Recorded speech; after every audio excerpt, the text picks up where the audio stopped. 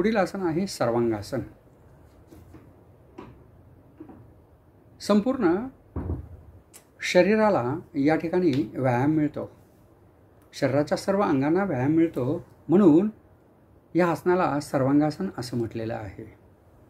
सर्वांगासनामध्ये दोन्ही पाय अर्धहलासनाप्रमाणे 90 अंशाच्या कोनामध्ये वरती उचलायचेत.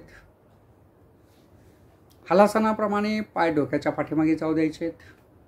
कमरेचा भाग आपोआप वरती उचलतोय आणि हाताने पाठीला आधार द्यायचा आहे आणि हळुवारपणे दोन्ही पाय खांद्याच्या सरळ रेषेमध्ये, पायाचे अंगठे खांद्याच्या सरळ रेषेमध्ये वरती न्यायचे. हनवटी छातीला चिटकलेली पाहिजे.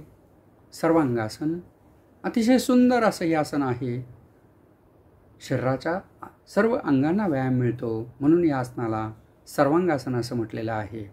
विशेष करून आपल्या हृदयावरती याचा सकारात्मक प्रभाव पडतो,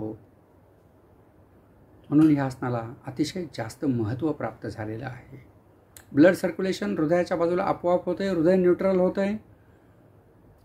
कोणतीही शक्ती खर्च न करता हृदयाकडं रक्त आपोआप येत आहे. त्यामुळे हृदय बलशाली बनतं आहे. फुफ्फुसाला व्यायाम मिळतो आहे, पाठीच्या मणक्याला व्यायाम मिळतो आहे, कमरेच्या सांध्याला व्यायाम मिळतो आहे. अतिशय छान असं हे आसन आहे. हळुवारपणे आसन सोडायचं आहे. सुरुवातीला दोन्ही पाय खाली घ्यायचे, हात जमिनीला टेकवायचे, पाठीचा एक एक मणका टेकवत हळुवारपणे पाठीमागे यायचे. कंट्रोलमध्ये शरीर, हळूच दोन्ही पाय जमिनीला टेकवायचे. रिलॅक्स.